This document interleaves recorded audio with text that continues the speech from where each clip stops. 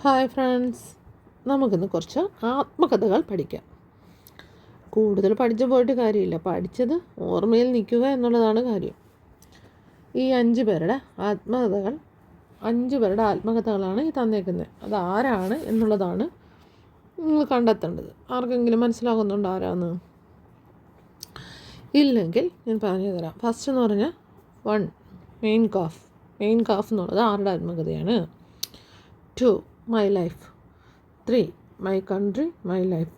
4 my times. 5 my music, my life. ഏതെങ്കിലും അറിയാമോ? ഇനി നമുക്ക് പഠിക്കാം. 1 മെയിൻ കാഫിൻ്റെ Adolf Hitler. 1 Mein Kampf Adolf Hitler. കോഫ് മനസ്സിലാക്കിയാൽ മതി കേട്ടോ. ഓക്കെ. രണ്ടാമത്തത് മൈ ലൈഫ് എൻ്റെ ജീവിതം ഫുൾ ബില്ലുകളായിരുന്നു സഹോദരങ്ങളെ.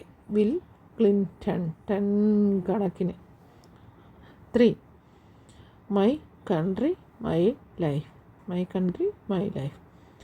എൻ്റെ രാജ്യത്തിന് വേണ്ടി എൻ്റെ ജീവിതം മൊത്തം എന്തോറ്റി എല്ല് മുറുകുന്ന കണക്ക് ആകൃതി ഷേപ്പിലാകുന്നവരെ അധ്വാനിച്ചുകൊണ്ടേയിരിക്കുകയായിരുന്നു.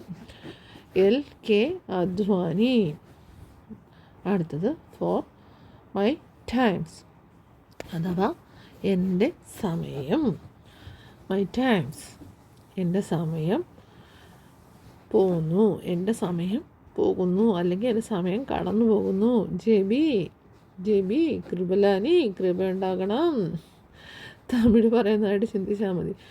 JB Kripalani. 5 my music my life, എൻ്റെ മ്യൂസിക്കാണ് എൻ്റെ ജീവിതം. ആരാ? പണ്ഡിറ്റ് രവിശങ്കർ. പണ്ഡിതനായ രവി എന്തോ പാടി? മ്യൂസിക് പാടി. എന്തോ മ്യൂസിക്? ശങ്കര. കേട്ടിട്ടുണ്ടോ? അപ്പോൾ മനസ്സിലായെന്നു വിശ്വസിക്കുന്നു. ക്ലൂ പിടികിട്ടിയല്ലോ. അന്നേരം ഒന്നും കൂടെ പറയാം. Mein Kampf Adolf Hitler.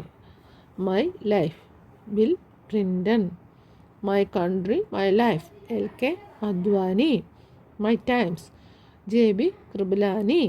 My music my life Pandit Ravi Shankar. Thank you, friends.